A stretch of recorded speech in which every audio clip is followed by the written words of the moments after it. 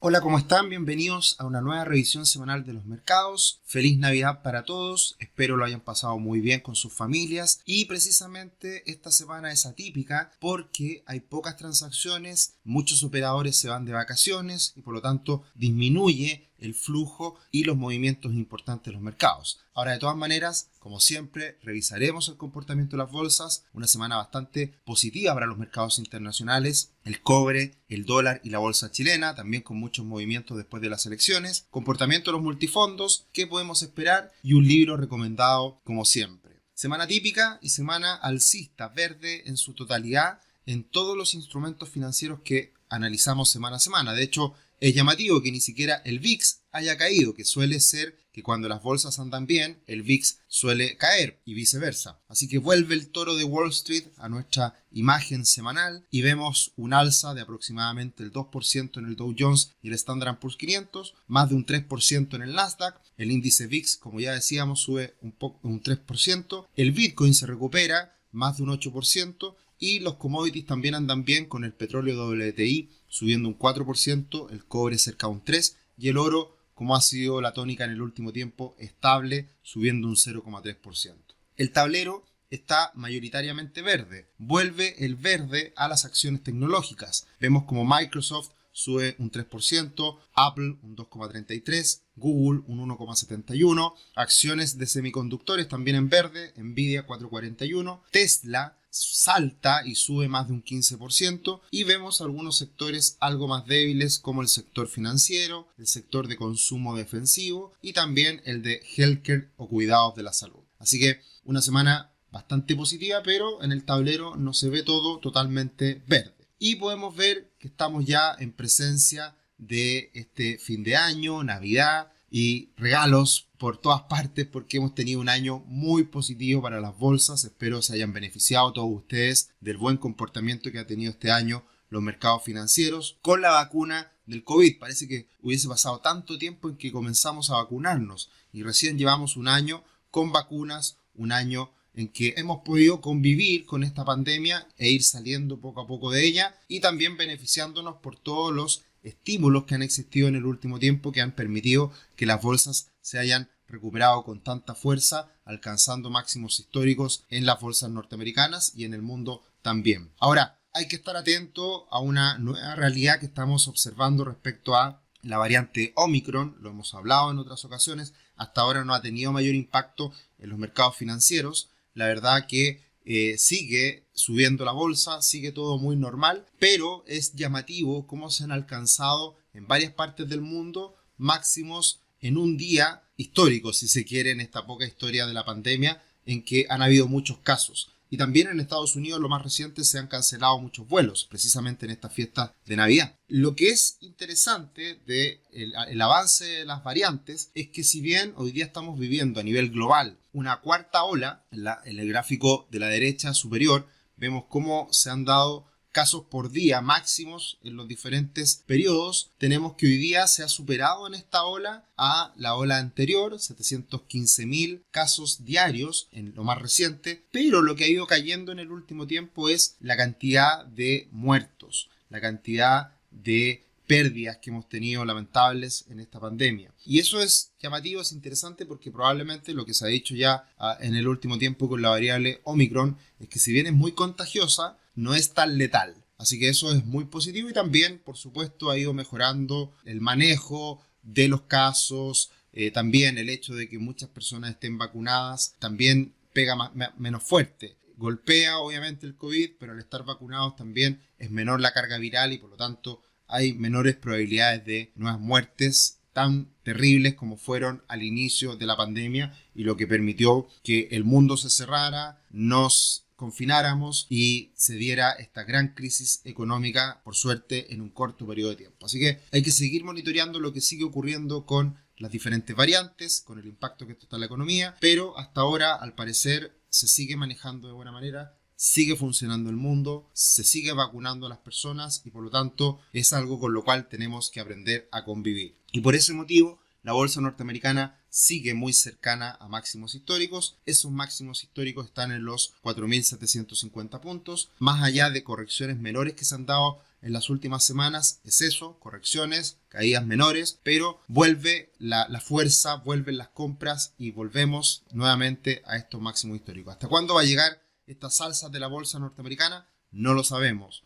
Hay buenas perspectivas de cara al futuro, hay buenas perspectivas económicas para el próximo año, pero también hay ciertas dudas, también hay algunas incógnitas que se tendrán que resolver. Lo llamativo es que en la larga historia del Standard & Poor's 500, cuando se trata de máximos anuales, o más bien máximos históricos, que se van suscitando, se van dando a lo largo de las diferentes semanas, meses, años en la bolsa norteamericana, este año ha sido un año de muchos máximos históricos sucesivos. Y si nosotros vemos la cantidad de máximos históricos en ciertos periodos de tiempo a lo largo de la historia del Standard & Poor's 500, hoy en día estamos en máximos históricos, porque ha sido un largo periodo desde inicio del 2013 en que la bolsa norteamericana no ha parado de subir. Y esa es la gran incógnita. ¿Hasta cuándo? ¿Cuándo más puede seguir rindiendo la bolsa norteamericana? Hoy día la bolsa norteamericana está cara. Vamos a verlo más adelante. Lo hemos dicho en muchas ocasiones, pero todavía puede seguir obteniendo retornos, todavía puede seguir subiendo y eso no sabemos hasta cuándo va a durar. ¿Cuál es el mejor indicador para anticipar esto? Posibles recesiones, posibles debilidades económicas importantes de cara al futuro, que ahora a la vuelta de la esquina no se ve. Hay obviamente riesgos, como siempre, pero hasta ahora no se percibe, no se observa que pudiera haber una situación económica difícil de cara al futuro y que permitiera esta corrección, esta caída en la bolsa norteamericana y por supuesto en las bolsas a nivel global. En ese sentido, este año fue de mucho crecimiento económico, pero, y eso fue acompañado de este indicador, el Baltic Exchange Trade Index, que es el indicador que muestra los precios del transporte marítimo, y si se dan cuenta, subió muy fuerte a comienzos del tercer trimestre de este año, pero ha ido cayendo con fuerza en las últimas semanas. Así que esto puede ser también una señal anticipada de esta debilidad económica que vamos a observar en el futuro.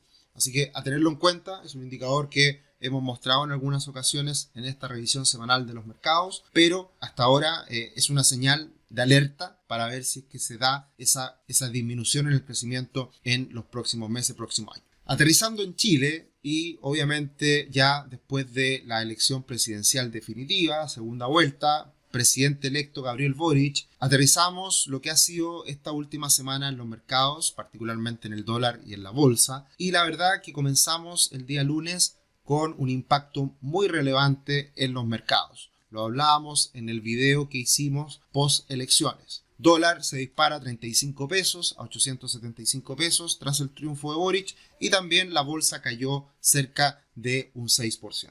¿Qué es lo que pasa a lo largo de la semana? Se calman los ánimos, se aquietan las aguas y todo vuelve a una cierta normalidad en que es muy importante, y lo hemos dicho en varias ocasiones, el hecho de que era esperable que después de un triunfo de Boric ya el mercado lo tuviera muy internalizado esta situación y por lo tanto más allá de un efecto de corto plazo era muy probable que eso pudiera calmar los ánimos y de a poco empezar a convivir la bolsa, los mercados financieros con la elección de Gabriel Boric. En ese sentido, el mercado, la bolsa subió y luego, el dólar subió y luego el dólar se estabilizó en torno a los 860 pesos a lo largo de la semana. Ese podríamos decir que fue el valor, el precio más recurrente a lo largo de la última semana y ahí, teniendo en cuenta cómo cerró el dólar la semana anterior, son aproximadamente 20 pesos de alza que tuvo el dólar esta semana. Muchos anticipaban que subiera sobre 900 pesos, sobre 1000 pesos. Nada de ello ocurrió, solamente un impacto de unos 20 pesos en esta última semana. Y en cuanto a la bolsa, tuvo grandes caídas en un inicio, pero también ha habido un reacomodo a lo largo de los últimos días en diferentes acciones. Por un lado, las 10 acciones con mayores pérdidas en esta última semana y las 10 acciones con mayores ganancias. Dentro de las mayores pérdidas dejamos a un lado a LATAM, que la acción de LATAM por supuesto está fuera de todo análisis por la situación financiera difícil que ha vivido. Aguas Andinas, Sokimich podrían ser dos acciones fuertemente afectadas, golpeadas con un gobierno de Boric más radical. Se ha pensado en algún momento incluso de la expropiación de empresas de servicios básicos como aguas andinas. Y también hay que entender que Sokimich, al explotar el litio, que podría ser un activo, un commodity estratégico en el tiempo para Chile, también se ve muy golpeado por estas elecciones. En el Chile también cae IAM, el holding que está detrás de Aguas Andinas, y después algunas acciones con algunas caídas puntuales esta última semana. Así que puede haber un efecto y hay una lectura ahí de este tipo de acciones respecto a la elección de Gabriel Boric, de ya definitivamente ser el presidente electo. Y por el lado de la derecha, por el lado de las ganadoras, tenemos a un Vapores, que una corredora de bolsa mejoró la perspectiva futuro, un precio objetivo mayor, con un alza muy significativa del 26% esta última semana. CAP subiendo un 17%, también muy beneficiada por el escenario externo, por las buenas utilidades que ha tenido en el último tiempo, y llama la atención que algunas acciones ligadas a los malls, como Parauco, Mallplaza o Senco Shop, tuvieron un buen desempeño esta última semana. Así que la verdad que si miramos el comportamiento de la bolsa, no pasa nada terrible, no vemos un descalabro, no vemos un desplome generalizado, y eso se debe a que en gran medida estaba internalizado este triunfo de Gabriel Boric en las encuestas y en las perspectivas del mercado. Así que poner todo bajo, como hemos dicho a lo largo de la semana, poner la pelota al piso, ver con objetividad lo que está pasando e iremos observando semana a semana cómo es el desempeño de los mercados locales respecto a esta elección. Y ahí viene una señal muy importante, que es el futuro gabinete y particularmente el futuro ministro de Hacienda que dará a conocer en las próximas semanas Gabriel Boric. Ya dijo que antes del 22 de enero iba a estar su gabinete completo conformado, así que va a ser muy importante cómo se van dando las negociaciones, quiénes van a integrar este equipo, quién va a ser el ministro de Hacienda. Esa es una gran incógnita que va a dar mayores certezas al mercado o que va a dar mayor preocupación al mercado. Y lo que hemos dicho es, ¿va a tener un ministro de Hacienda de primera vuelta o va a tener un ministro de Hacienda de segunda vuelta? Eso es muy importante y esa es una señal que el mercado va a estar muy atento a qué ocurrirá finalmente con el mercado, con la bolsa, con el dólar, con los activos financieros chilenos que son tan importantes para monitorear cómo es la percepción del mercado respecto a estas variables, tan importante como ya lo hemos visto este año en el bolsillo de las personas, porque hay un efecto en aumento de la benzina por el dólar, hay un efecto en mayores tasas de interés por los retiros del 10%. Así que cualquier decisión política importante, cualquier nivel de incertidumbre mayor o menor, impacta finalmente al bolsillo de las personas. Así que eso está en juego y eso es lo que estaremos monitoreando. Como siempre, dejamos cordialmente invitados a nuestro canal de YouTube, Finanzas Personal y Educación Financiera, Rubix. Síganos también en Instagram, en Twitter, @cetricio, @rubixcl. Cordialmente invitados todos ustedes. Viene un año lleno de sorpresas, un año lleno de webinars, un año lleno de educación financiera, así que estaremos compartiendo todo esto de manera gratuita, obviamente también de manera pagada, con nuestra asesoría y con los cursos que ofrecemos habitualmente. Así que estén muy atentos a lo que viene, suscríbanse a nuestro canal porque vienen muchas novedades en el año 2022. El cobre sube levemente en la última semana, ya está en esta medianía de rango en $4.40, una buena señal para Chile. Esperemos siga subiendo el cobre porque de esa manera va a seguir apoyando a nuestro país y debería, ya de ahora en adelante, dejando atrás las elecciones, debería esto tener un impacto directo en el comportamiento del dólar. Así que si sube el cobre, puede bajar las tensiones respecto al dólar. El dólar subió a nuevos máximos históricos, los máximos históricos estaban en 8.80 en plena pandemia. Lentamente este año el dólar se ha ido recuperando desde los 690 pesos hasta los actuales 870 pesos aproximadamente. Ahí podemos ver en el gráfico que alcanza la parte superior del canal y alcanza estos niveles de 880. No va a ser fácil romper los 880. Hay que tener también en cuenta cuáles son las señales que puede entregar el Banco Central. ¿Qué es lo que nos puede decir Mario Marcel? ¿Podrá haber alguna intervención cambiaria? No lo sabemos, hay que estar atentos a esas señales también y por lo tanto los 8.80 a nuestro parecer son muy difíciles de superar y deberíamos observar en las próximas semanas, si se calman los ánimos, una moderación también en el tipo de cambio, en el dólar. La bolsa alcanzó cerca de los 4.000 puntos, lo habíamos mencionado también en nuestras redes sociales antes de que se diera esta elección. La bolsa cae post Gabriel Boric a los 4.000 puntos aproximadamente y de ahí viene una recuperación importante en torno a los 4.300 puntos, que es donde cierra la bolsa esta semana. Y si comparamos a la bolsa chilena con la bolsa de Brasil, tenemos que hay un comportamiento bastante parecido en los últimos días. La bolsa chilena ahora queda un poquito más rezagada, cae aproximadamente unos 4 o 5 puntos respecto a la de Brasil, pero sigue el comportamiento muy parecido en el último tiempo en estos dos mercados, en estas dos bolsas. Respecto a los multifondos, una semana de dulce y agraz, una semana positiva para los multifondos más riesgosos, por ende ha sido positiva por el alza del dólar y por el alza de los mercados internacionales. El fondo A sube un 1,4%, un 1,5% la última semana. El fondo C, como siempre, un equilibrio, 0,8% de alza la última semana. Y el multifondo E se queda un poquito rezagado con un golpe post elecciones, pero después una recuperación. Así que una semana bastante pareja y se mantiene la tónica de lo que ha sido el año. Mejor los fondos más riesgosos, peor los fondos más conservadores. ¿Cambiará esto en el futuro? ¿Cómo se va a dar esta situación en los próximos meses, ya dejando atrás el riesgo político más importante? Veremos. Esa es una incógnita que se deberá resolver en las próximas semanas. ¿Y qué podemos esperar de cara al futuro? Acá está el gráfico de la relación precio-utilidad de Robert Shiller, una relación precio-utilidad muy importante que se analiza en los mercados a nivel global, con el Standard & Poor's 500 en máximos prácticamente históricos, muy parecida a la situación a lo que ocurrió el año 2000 con la burbuja de las tecnológicas. Así que esa es la preocupación de muchos analistas, de muchos inversionistas. Está en niveles muy elevados, 40 puntos. Y en ese sentido hay que analizar también cómo están otros mercados. Y otros mercados también tienen valorizaciones muy elevadas, como por ejemplo Japón, 33 puntos. Por ejemplo, también India, 33 puntos. Son los países que tienen mayores valorizaciones. Y las menores en este ratio está ahí, por ejemplo, UK,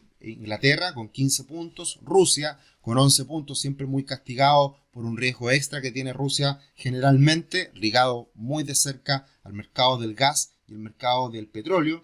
Y también China, junto a Hong Kong, tienen valorizaciones un poco más bajas. Entonces, también una gran incógnita de cara al futuro. ¿Va a venir un rebalanceo?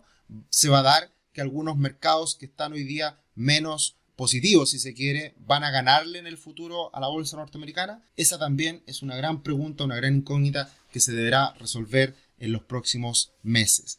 Por último, ya acercándonos al final, tenemos el rally navideño. Este rally navideño se habla mucho de él, pero la verdad que fue descubierto como estadística a través del Stock Traders Almanac, que es un libro que fue creado por Yale Hirsch en el año 1972, y de ahí en adelante todos los años se saca este libro en Estados Unidos, en donde se entregan un montón de estadísticas respecto a la estacionalidad de diferentes índices de Estados Unidos. Y ahí tenemos que para la semana de previa, o más bien posterior a la Navidad, previa a fin de año, y los 2 días siguientes a inicio de año, tenemos 7 días de un muy buen comportamiento en promedio, una alza en promedio de un 1,3%, y eso es lo que precisamente se le denomina el rally de Santa Claus. Vamos a ver si terminamos bien el año y comenzamos bien el próximo, porque dependiendo de ese comportamiento también hay muchas estadísticas que nacen respecto a lo que puede pasar el próximo año. Así que de eso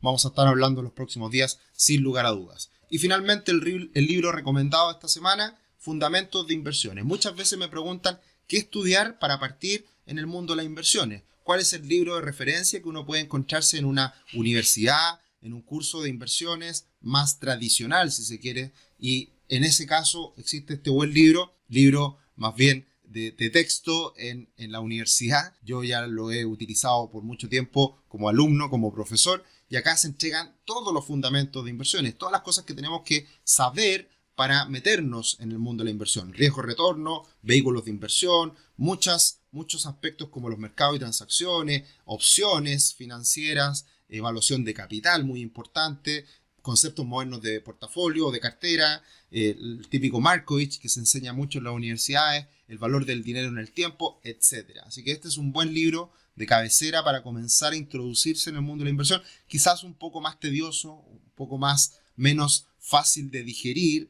Quizás son estos libros que obviamente tienen que ir acompañados de un profesor, pero es un buen comienzo para introducirse en el mundo de la inversión. Pásenlo muy bien en estas fiestas, los seguiremos acompañando. Feliz Navidad nuevamente, próspero año nuevo. La próxima semana ya será un nuevo año y seguiremos acá en este mismo lugar acompañándolos semana a semana. Un abrazo grande, que estén muy bien. Chao, chao.